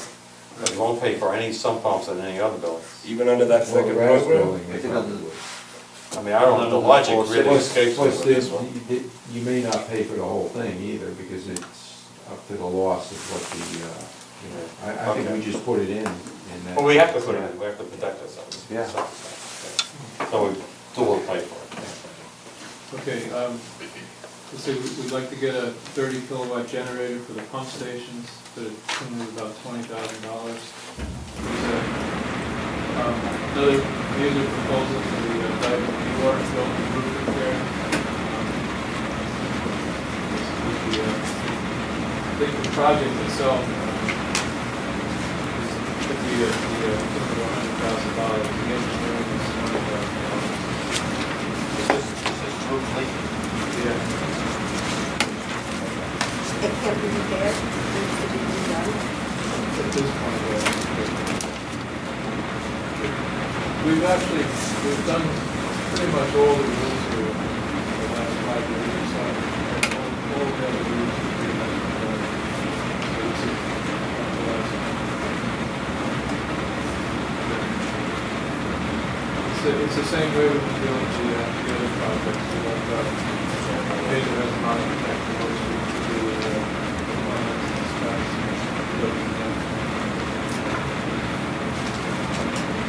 Vehicles replacement, we're talking about replacement for the pickup vehicle, which basically is just a heavy duty eligible.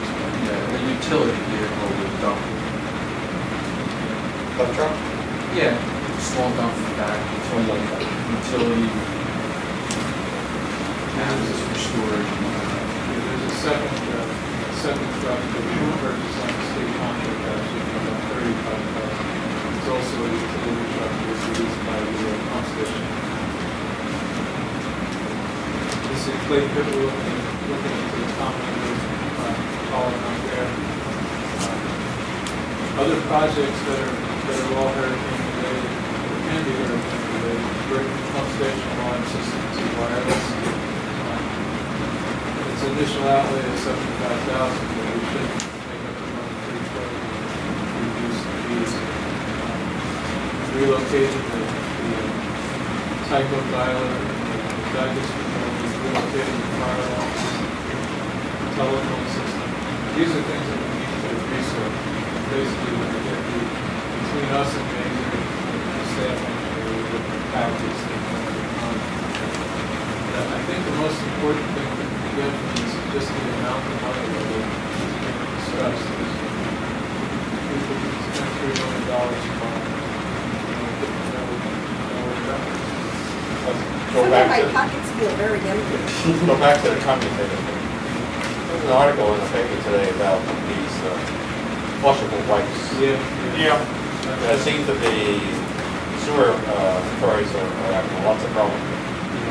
What's our experience on that? We have two spots where we've gone through. It's Shady Oaks, the fire department, and then Shadow Lake? Don't mention it. and then King James.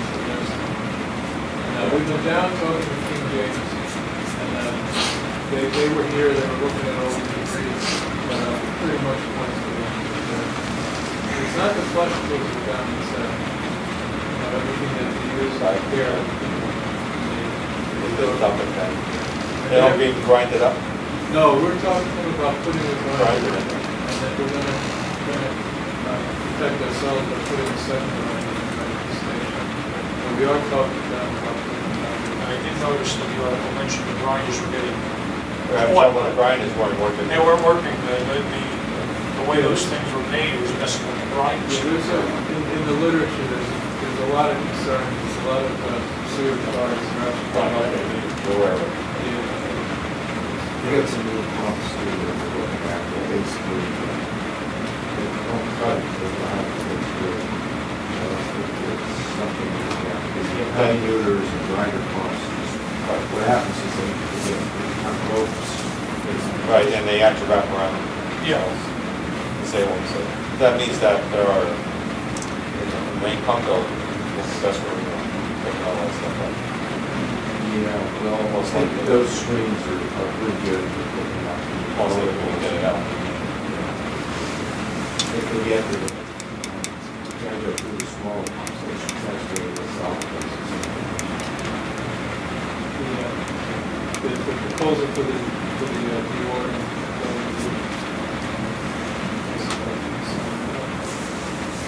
Guys? Well, we've got a leaking roof for how long now? Yep. 2 years. It was good during the hurricane. So, someone authorize? I'll authorize. Make a motion. So we'll proceed with these, we can't take any of these projects on tomorrow, because this is gonna work through. But that's what you're looking at, that's page 1, 7. So, it's a lot out there. I gotta do it all. So the next item is the construction fund analysis, which, again, if we did all the projects in front of us, we'd be $1 million in the hole. The mistake I made on here was at the bottom, improvements to the Emerald Drive, they put down 36,000 in the design cost, the construction cost is about so that's probably not. We did transfer, we transferred 400,000 The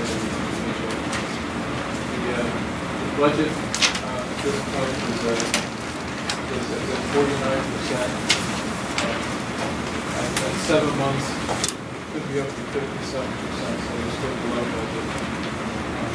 So we have the maintenance securities report. I think the only thing we didn't touch base on already was item number 3 at the bottom, waterproof emergency stops for the pumps.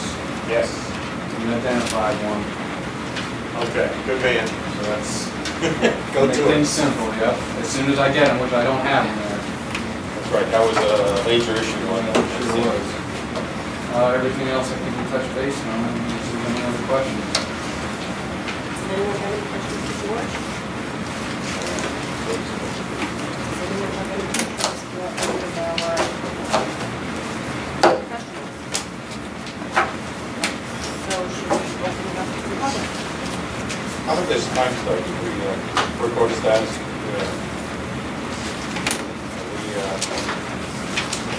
Where are we on that? Backlogs. Backlogs. Fairview, on hold.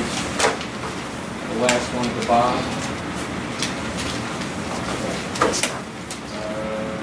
But we will do that eventually. That touring contract next is probably done by Rock Solid. They come in to look at that job and have all the materials for that job, so they are pretty much at their community, they can do that. The natural gas boiler meter, that's been on order for quite some time. We're not gonna have delivery on that until October. Drain valve, that's another Rock Solid job, they're going with them.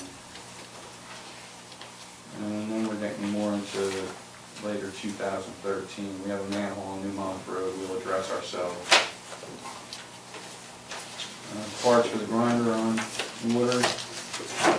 We're getting quotes for roof repairs. And the rest of them is kind of new. We'll get them. Probably before this next meeting.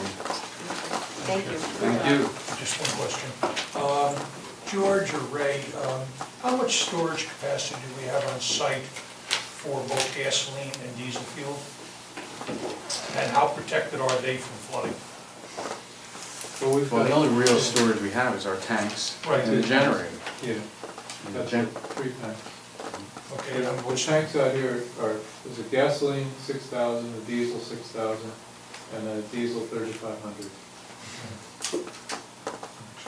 Yeah. Two of those are for vehicles, the other one's for the generator. Right. And before a storm, we make sure they're topped off? Yeah. and get the vehicles out of here. Well, we don't know about that. Okay, anyone else have any further questions? I'd like to open it to the public. Okay. My name is Imad. I'm here to talk about the affordable housing. Yes. I have a project, Mr. Lee, he knows about it. I don't know if you want me to express that or you want to talk about it. Well, Iman, the board is aware of the situation and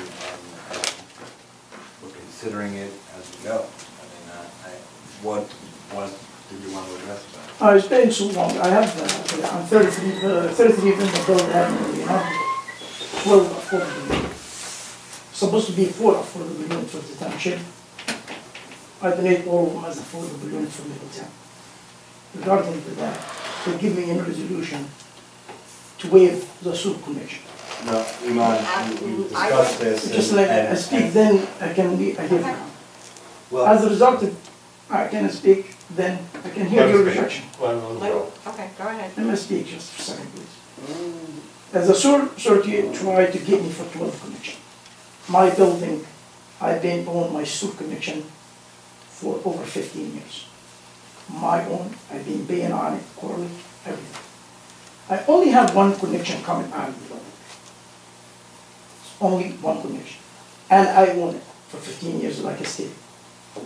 They tried to build me for 12 connections, which only I have one connection. I think for fair, if they charge me for each unit quarterly, That's fair after they combine.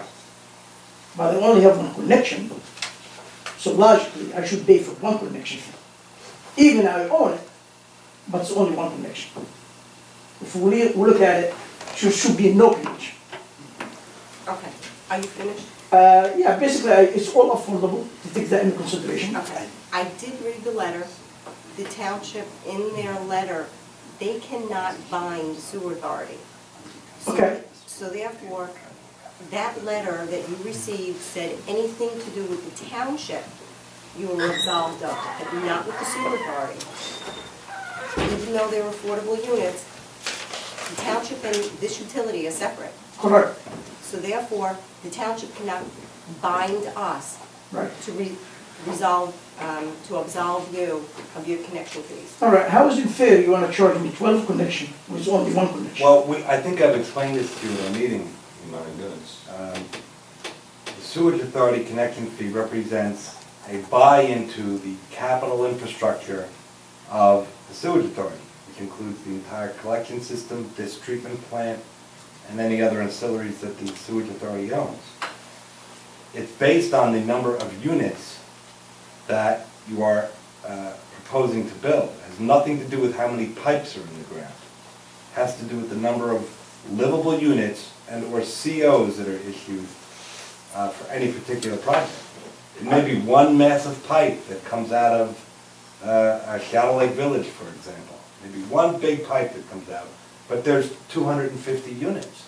That's So it right. doesn't matter that you only have one pipe coming out of the building. It has to do with the number of occupied units you're proposing to build. So if you're proposing to build 12 units, there's 12 connection fees. That's not 12 connection, and you charge me quarterly, yes, I agree.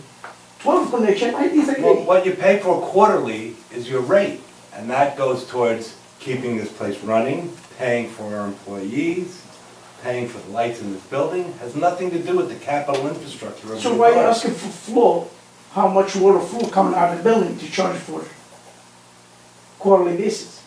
Well, listen. It's just a double standard right here. Your comments are heard, and it's not really a matter that was discussed at the meeting. I'm surprised that you're frankly bringing it up, but that's your choice. You're supposed to be bringing it up, don't you? You state that, we have a meeting with my lawyer and you and Ray. Right. And Correct. Notwithstanding, you decided to bring it up here, that's fine. Yes, they're supposed to. But why don't you go back to your lawyer, and have him explain to you, as I just have, what the connection fee represents, what the rates represent, and if you're dissatisfied with my answer, ask your lawyer. I'm He'll not explain to you. dissatisfied, this wasn't the agreement, the agreement, you was address that issue and to ask the board to vote on it. That's when we Well, had the the board meeting. has no authority, has absolutely no authority to waive connection fees. It's illegal. But I'm not Or talking governed about by only statute. connection fee, I'm only talking, you gotta understand me, don't try to run away from the real situation. I have one connection fee, It doesn't matter how many pipes come out of your building. so why are you asking me for a water flow to charge me basically a quarterly? Because that's the Again, current again, operation. I think you have some confusion establishing the difference between a rate and a connection fee. But I will tell you this, we have a 5-minute rule for public comments, and your 5 minutes has expired. I'll be available to speak to you and your attorney again with regard to this issue, but suffice it to say, you're applying for 12 certificates of occupancy, which reduces to 12 connection fees for your building. I have the president of the board here and just to try to keep me out of the situation, to discuss the situation. Your Okay, 5 minutes is up, I'm sorry. your time is up, but maybe I can explain it. If you build a multifamily house, and Affordable, affordable. Correct. And you have 5 people connected, that's 5 separate connection fees. Doesn't matter how many pipes are coming and going. You have 5 units, 5 CFOs, right? You're collecting 5 sets of rent because there's 5 separate units. So therefore you have to pay 5 separate connection fees. That's the way it is all over if you town. consider it 5 connection or quarterly. No, pay. 5 connection fees. They Even all- if it's one connection. the pipe going in doesn't matter. It's the number of connections that you're paying for. It's just like, if I have a 2-family house, I pay for 2.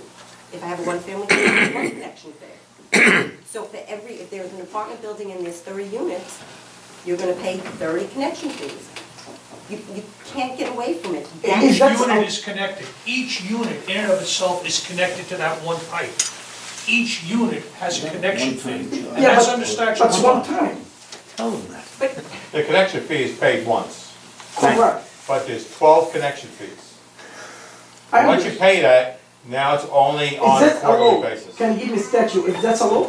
Yep, that's that's what the law. yeah. Is a statute for that or anything? Madam Chairwoman, this man's 5 minutes has exceeded. Okay, yeah, you know, We're trying to help you, We're but trying to it's just, it's. explain it. I'm discussing, though, I'm trying to listen.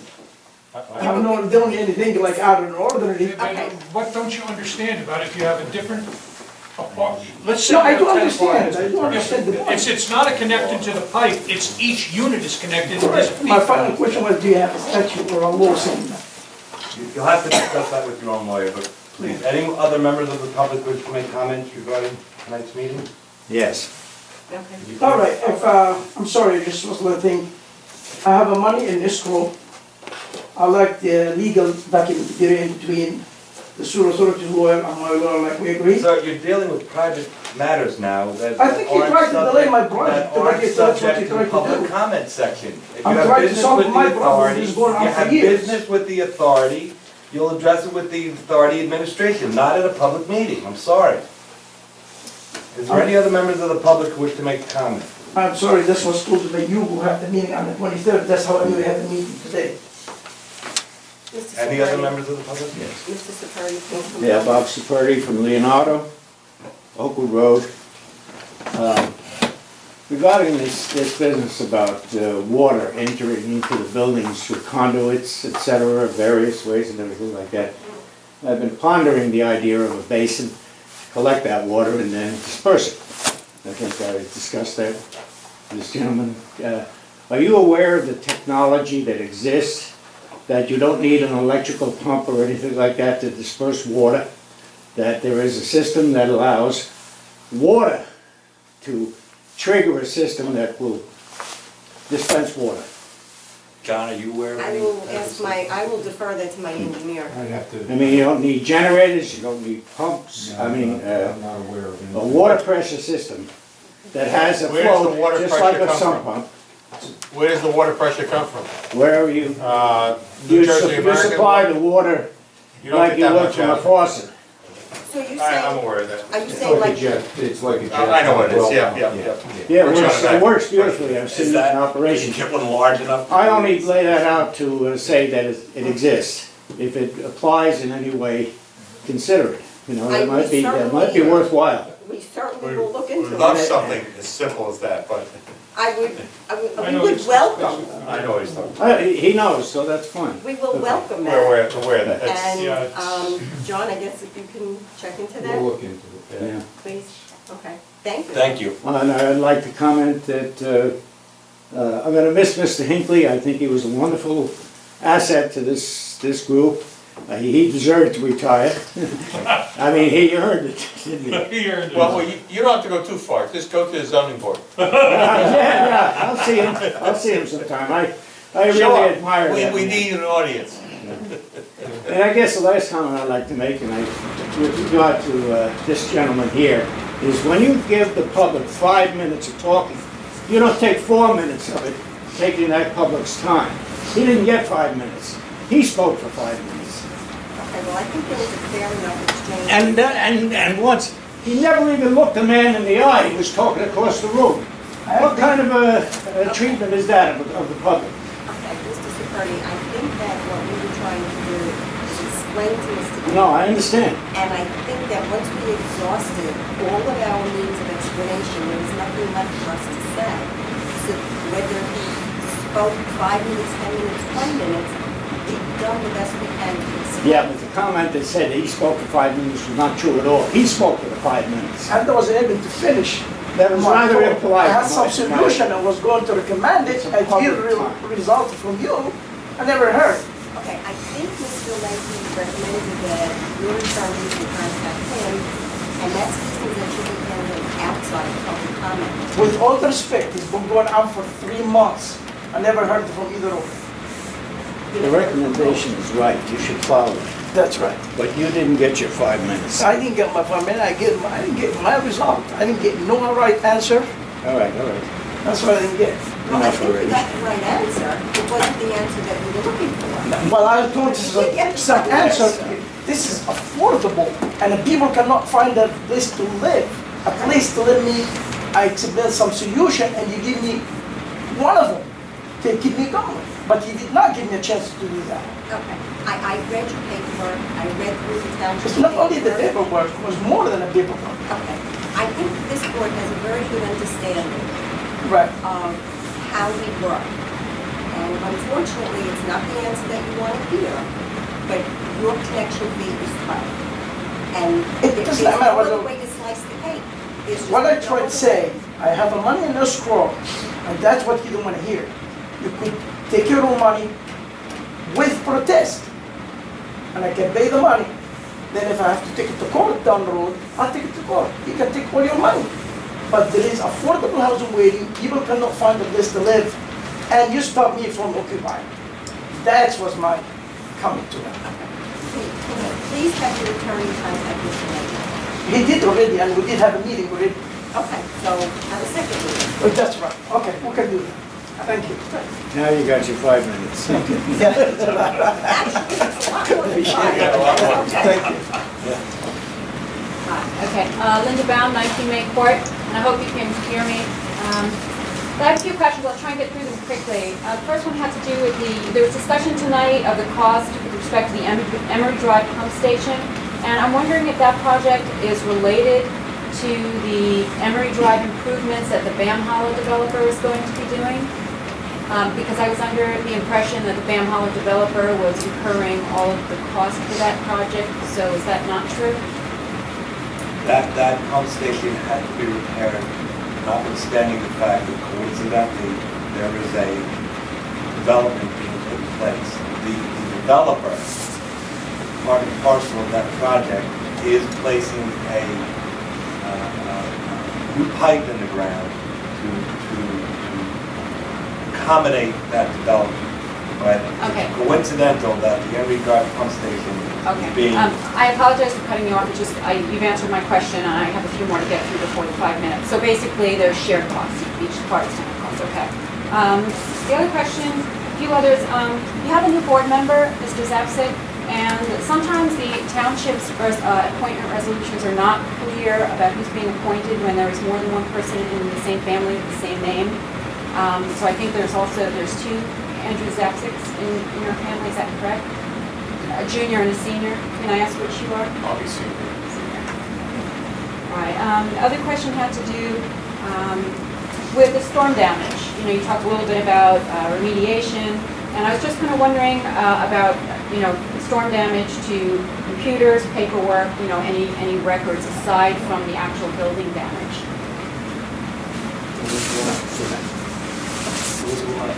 Damage to computers, to paper.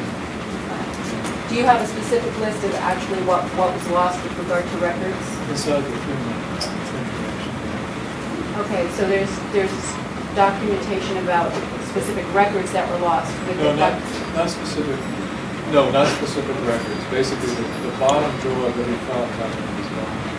So that's, we're finding out what we're losing as we go There's along. the paperwork. Yeah, we start looking for something else. Did you have electronic records or scanned records for anything Yeah, that's in some those scanned, drawers? but mostly construction drawings. Yeah, collections. You had certain documents that were permanently lost? No, just the things that were in the bottom drawers. Anything that was in the bottom drawers got thrown in the dumpster. And we don't have a listing of what it was. Okay, I guess we'll have to follow up that. I'm actually looking for a little bit more specifics, but it doesn't sound like you have them at this No, we time. don't have. I wanted to ask, who applies for grants or researches what grants are available? Because grants were discussed tonight. I was just wondering, that's a pretty big process, applying for grants. Who does that? It can be basically us, Mazer. It's the administration working with the township, with the authority entity. Two other questions. One was in regard to, there was discussion of health benefits for retirees versus employees. And am I to understand, and correct me if this is incorrect, that for retirees, you are self-insured for health benefits? No. What is the Pay a case? premium. Okay, because I know I've seen on vendor reports that there's about $96 or 100 something, small 100 and maybe per month for the certain retirees, and I'm not sure what that's for. Is that for the portion that the 20% that Medicare doesn't cover, or is that prescription? Goes to very medical expenses for retirees. Well, it's an insurance premium for the 20% that Medicare doesn't cover, is that correct? Is that correct? Ma'am, I'm not gonna discuss what might be violation of HIPAA. I'm not gonna discuss. No, it really is. Well, I know your It's no legal personal opinion is that information. it's not. Okay. So you're not, you answered the question, you're not self-insured for retirees, you're paying premiums for whatever, the coverages for insurance, actual insurance policies, okay? Another comment, and this is my last one, is with regard to the blower. This has been mentioned once before, and it is actually worse tonight than it usually is there's a grinding noise in addition to a blowing noise. And we talked about that before, that is really interfering with the public's being able to hear the discussion. So there's a question about, as to whether or not, if the public cannot hear, is it a public meeting if the public cannot hear? So there's a couple of simple solutions. One, we could turn off the system, open a window, especially this time of year when it's kind of nice out, we don't really need the blower. Microphones, if that is something that you could look into, some simple microphones would really help out a lot.